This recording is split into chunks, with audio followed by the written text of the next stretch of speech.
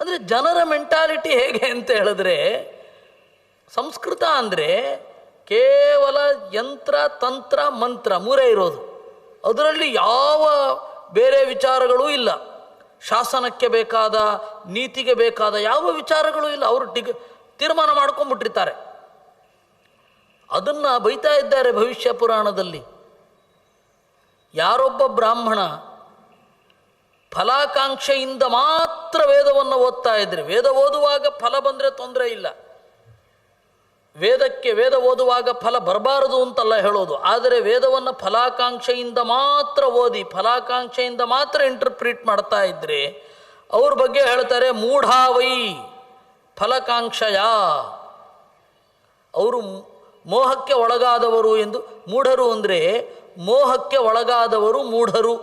ಮೋಹ ವೈಚಿತ್ಯ ಅಂತ ಧಾತು, ಅದಕ್ಕೆ ಕ್ತಪ್ರತ್ಯಯ ಅಂತ ಬಂದು ಮೂಢ ಅಲ್ಲ. ವ್ಯಾಕರಣದೇನು ಬೇಕಾದ್ರೆ ಇರಲಿ, ಮೂಢರು ಅಂತಂದರೆ ಪ್ರಜ್ಞೆ ಇಲ್ಲದವರು, ಮೋಹಕ್ಕೆ ಒಳಗಾದವರು ಅಂತ ಅರ್ಥ. ಅನುಷ್ಠಾನ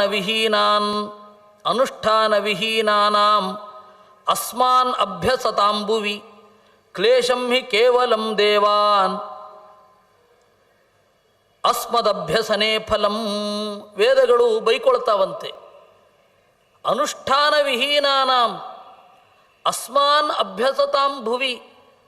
ಭೂಮಿಯಲ್ಲಿ ವೇದವನ್ನು ಅಧ್ಯಯನ ಮಾಡ್ತಾರೆ, ಅದಕ್ಕೆ ಬೇಕಾದ ಗುಣಗಳು ಇರೋದಿಲ್ಲ. ಗುಣ ಅಂದರೆ ಶಮ ದಮ ಮೊದಲಾದವುಗಳು. ಶಮ ಅಂದರೆ ದೇವರಲ್ಲಿ ಭಕ್ತಿ, ದಮ ಅಂದರೆ ಇಂದ್ರಿಯ ನಿಗ್ರಹ ಇತ್ಯಾದಿಗಳು.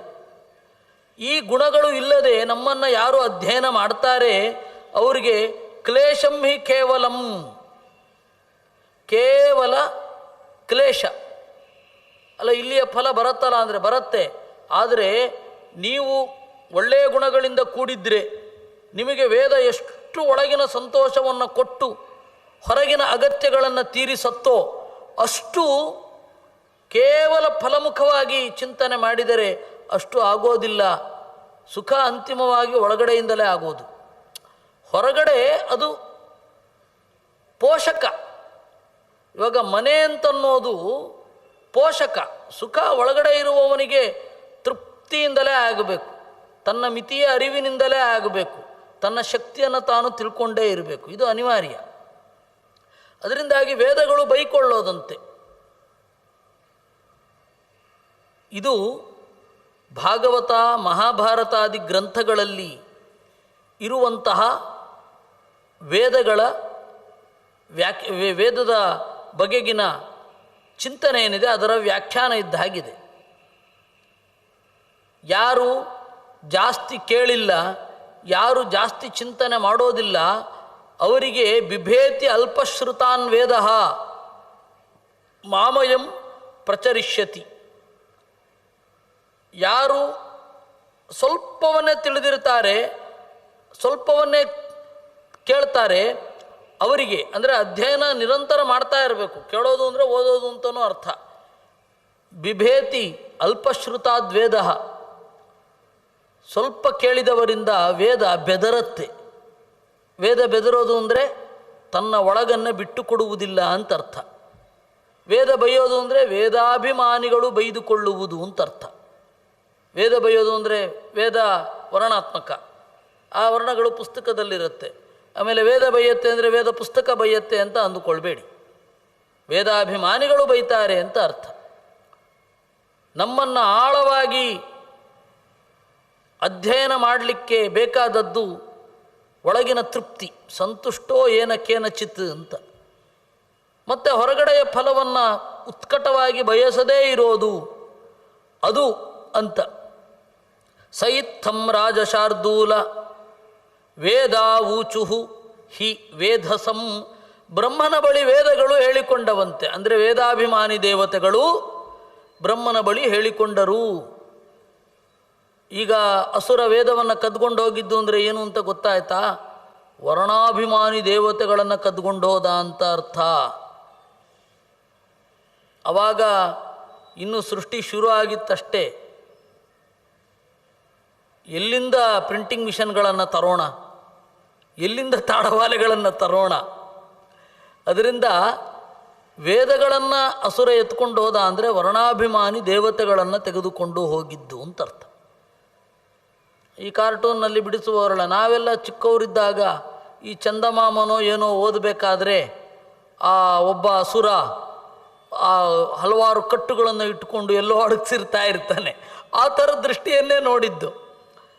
ಆಮೇಲೆ ದೇವರ ದಯದಿಂದ ಪ್ರಶ್ನೆ ಮೂಡಿತು, ಅಲ್ಲ ಅದು ಹೇಗೆ ಸಾಧ್ಯ, ಇನ್ನೂ ಸೃಷ್ಟಿ ಆಗಿದೆ ಅಷ್ಟೇ, ಆಗ ಪತ್ರದ ಬಳಕೆ ಹೇಗೆ? ಇಲ್ಲ, ವೇದ ಅಭಿಮಾನಿ ಅಂತ.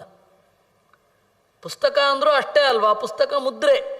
ನೀವು ಬೇಕಾದರೆ ಇಲ್ಲಿ ಮಧ್ವಾಚಾರ್ಯರ ಫೋಟೋ ನೋಡಿ, ಅಲ್ಲಿ ಹೋಗಿ ನೋಡಲಿಕ್ಕೆ ಸ್ವಲ್ಪ ಅವಕಾಶ ಇಲ್ಲ. ಮಧ್ವಾಚಾರ್ಯರ ಫೋಟೋ ನೋಡಿ, ಅಲ್ಲಿ ಹೀಗಿದೆ, ಈಚೆ ಈಚೆ ಏನೂ ಕೂಡ ಕಾಣೋದಿಲ್ಲ. ಅಂದರೆ ಇದು ಪುಸ್ತಕ ಮುದ್ರೆ, ಪುಸ್ತಕವೇ ಅಲ್ಲ. ಪುಸ್ತಕ ಹಿಡ್ಕೊಂಡಿದ್ದಾನೆ ಹಯಗ್ರೀವ ಅಂದರೆ ಪುಸ್ತಕ ಮುದ್ರೆಯಲ್ಲಿ ಇದ್ದಾನೆ ಅಂತ. ಇಷ್ಟೇ ಅರ್ಥ. ತಂತ್ರಶಾಸ್ತ್ರದ ಪ್ರಕಾರ ಪುಸ್ತಕ ಜ್ಞಾನಂಚ ತತ್ವದೃಶಯೇ ವರ ಪುಸ್ತಕಂಚ. ಅಲ್ಲಿ ಜ್ಞಾನ ಅಂದ್ರೇನು? ಜ್ಞಾನ ಹಿಡ್ಕೊಳ್ಳಿಕ್ಕಾಗಲ್ಲಲ್ಲ, ಅಮೂರ್ತ ಅದು. ಜ್ಞಾನ ಅಂದರೆ ಅದು ಮುದ್ರೆ. ಹಾಗೆ ಪುಸ್ತಕ ಅಂದರೂ ಅದು ಮುದ್ರೆ, ಬೇರೆ ಅಲ್ಲ. ಆ ಹಿನ್ನೆಲೆಯಲ್ಲಿ ವೇದಗಳು ಹೇಳಿಕೊಂಡವು ಏನಂತ? ಅನುಷ್ಠಾನ ವಿಹೀನಾನಾಂ ಅಂತ. ಅನುಷ್ಠಾನಂ ಪರಂ ದೇವ ಅಸ್ಮತ್ಸು ಅಭ್ಯಸನಾತ್ ಸದಾ. ನಮ್ಮನ್ನು ನಿರಂತರವಾಗಿ ನೋಡ್ತಾ ಇರಬೇಕು, ವೇದವನ್ನು ಅಧ್ಯಯನ ನಿರಂತರ ಮಾಡ್ತಾ ಇರಬೇಕು. ಅದು ಇವತ್ತು ಆಯಿತು ನಾಳೆ ಬಿಡೋದಲ್ಲ, ಅದು ನಿರಂತರ ಪ್ರಕ್ರಿಯೆ. ಅದು ಉಪಕರ್ಮದ ಪ್ರಕ್ರಿಯೆ. ಅದನ್ನು ಉಪಕರ್ಮ ಅದೇ. ಉಪಕರ್ಮ ಅಂತಂದರೆ 6 ತಿಂಗಳು ವೇದವನ್ನು ಓದೋದು, ಇನ್ನು 6 ತಿಂಗಳು ವೇದವನ್ನು ಹೀಗೆ ಓದಲ್ಲ ಅಂತ ಬಿಡೋದು. ಉತ್ಸೃಷ್ಟಾವೈ ವೇದಾಹ, ವೇದ ಬಿಟ್ಟೆವು ಅಂತ.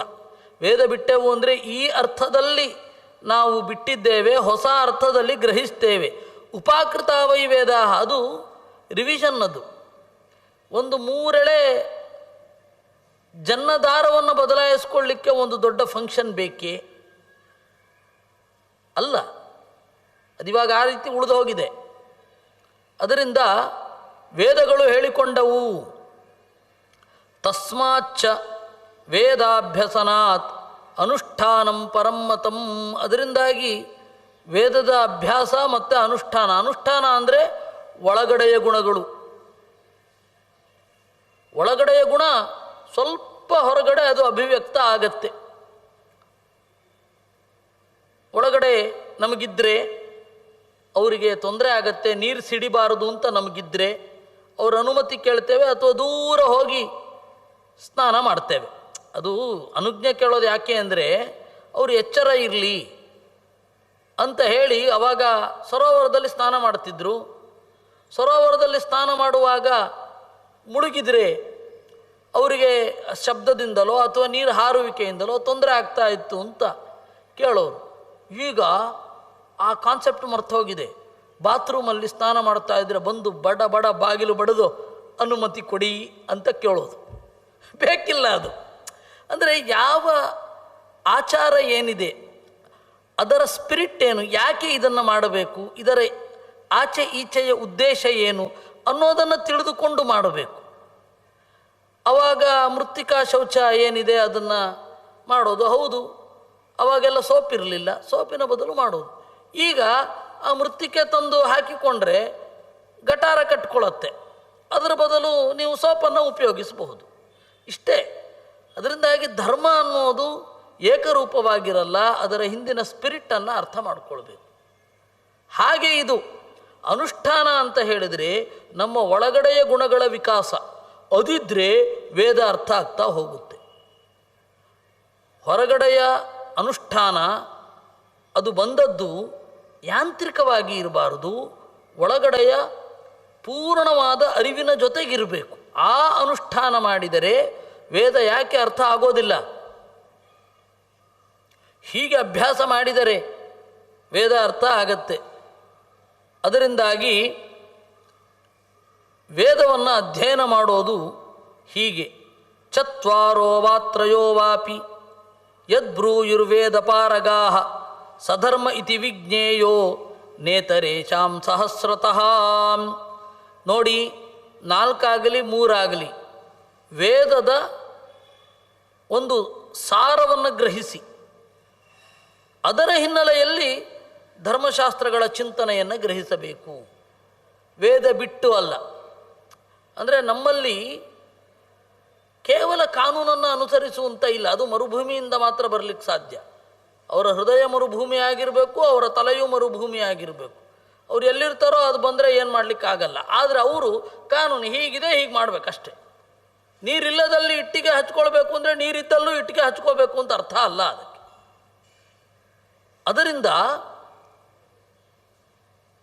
ಚತ್ವಾರೋ ವೇದದ ಹಿನ್ನೆಲೆ, ಚತ್ವಾರೋವ ತ್ರಯೋವಾಪಿ ಯದ್ಬ್ರೂಯುಹು. ಆಮೇಲೆ ವೇದವನ್ನು ಅರಿತವರನ್ನು ಹಲವಾರು ಚಿಂತನೆಯನ್ನು ಮಾಡಬೇಕು. ಈ ನೋಡಿ, ಒಂದು ಡಾಕ್ಟರ್ ಹತ್ರ ಹೋಗ್ಬೇಕಾದ್ರೆ ನಾವು ಸೆಕೆಂಡ್ ಒಪಿನಿಯನ್ ಅಂತ ಕೇಳಿಕೊಂಡು ಹೋಗ್ತೇವೆ. ಯಾಕೆಂದರೆ ಇವನಿಗೆ ತೋರಿದ್ದು ಅವನಿಗೆ ತೋರಿತೋ ಇಲ್ವೋ ಅಂತ. ಹಾಗೆ ಯಾಕೆ ಶಾಸ್ತ್ರದಲ್ಲಿ ಮಾಡಬಾರದು? ಒಬ್ಬ ಕೊಟ್ಟಿದ್ದು ಒಬ್ಬ ಉತ್ತರ ಸಿಗದಿದ್ದರೆ, ಒಂದು ಪ್ರಶ್ನೆಗೆ ಒಬ್ಬನಿಂದ ಉತ್ತರ ಸಿಗದೆ ಹೋದರೆ ಜೀವನದಲ್ಲಿ ಯಾರ ಹತ್ರ ಉತ್ತರವೇ ಇಲ್ಲ ಅಂತ ಮಾಡಬಾರದು. ನಮಗೆ ಒಂದು ಪ್ರಶ್ನೆ ಮೂಡಿದೆ, ಅದು ತೃಪ್ತಿಯಾಗೋ ತನಕ ಬೇರೆ ಬೇರೆ ವಿದ್ವಾಂಸರಲ್ಲಿ ವಿಚಾರಿಸ್ತಾ ಇರಬೇಕು. ಅದಲ್ವಾ ತತ್ವದ ಅವಬೋಧಕ್ಕೆ ದಾರಿ. ನಾವು ಒಬ್ಬರ ಹತ್ರ ಕೇಳ್ತೇವೆ ಅಂತ ಇಟ್ಕೊಳ್ಬಾರದು. ಬಹಳ ಜನರ ಹತ್ರ ವಿಚಾರ ಮಾಡಬೇಕು, ಬಹಳ ಜನರ ಹತ್ರ ಕೇಳ್ತಾ ಇರಬೇಕು. ತೀರ್ಥಕ್ಷೇತ್ರ ಯಾತ್ರೆ ಮಾಡೋದು ಯಾಕೆ ಅಂತಂದರೆ, ಬೇರೆ ಬೇರೆ ತರಹದ ಜ್ಞಾನಿಗಳು, ಪ್ರಕೃತಿಯ ವೈಶಿಷ್ಟ್ಯ ಬೇರೆ ಬೇರೆ ತರಹ ಏನಿದೆ ಅದೆಲ್ಲ ಅರ್ಥ ಆಗತ್ತೆ ಎನ್ನುವ ದೃಷ್ಟಿಯಿಂದ. ತೀರ್ಥಕ್ಷೇತ್ರ ಯಾತ್ರೆ ಅಂತ ಹೇಳಿದ್ರೆ ಅದು 2 ತರಹದ ತೀರ್ಥ. ಒಂದು ತೀರ್ಥ ಅನ್ನೋದಕ್ಕೆ ಪವಿತ್ರವಾದ ನೀರು ಅಂತ ಒಂದರ್ಥ, ಇನ್ನೊಂದು ತೀರ್ಥ ಅಂತ ಹೇಳಿದರೆ ಶಾಸ್ತ್ರ ಅಂತ ಅರ್ಥ. ಎರಡೂ ಒಟ್ಟಿಗೆ ಆಗಬೇಕು ಅಂತಂದರೆ ಪವಿತ್ರವಾದ ತೀರ್ಥ ಇದ್ದಲ್ಲಿಗೆ ಹೋಗಿ ಆ ಶಾಸ್ತ್ರವನ್ನು ಬಲ್ಲವರ ಹತ್ರ ಚಿಂತನೆ ಮಾಡಬೇಕು.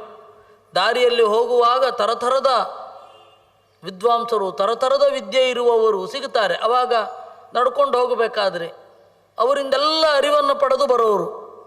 ಅದರಿಂದಾಗಿ ದೇಶ ಸಂಚಾರ ಮಾಡದ ಪ್ರಜ್ಞೆ ಏನಿದೆ ಅದು ವ್ಯಾಪ್ತವಾಗೋದಿಲ್ಲ. ಘೃತಬಿಂದು ರಿವಾಂಬಸಿ ಎಷ್ಟು ಸಂಚರತೆ ದೇಶಾನ್ ಎಷ್ಟು ಸೇವೇತ ಪಂಡಿತಾನ್.